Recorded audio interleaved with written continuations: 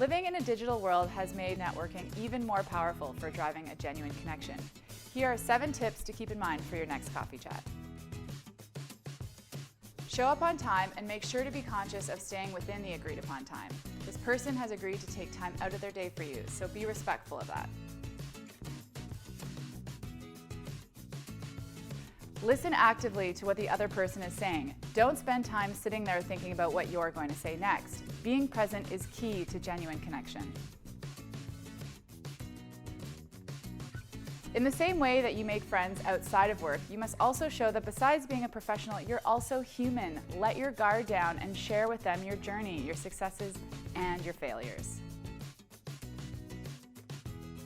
Don't get caught up in what you want or need. Be genuinely curious and figure out how you can help them. Always be kind and respectful when talking about other people, and show gratitude and positivity about your life experiences when possible. The focus of this coffee chat should be on building the foundation for your relationship, not getting them to do something for you. Focus on connection and the rest will follow.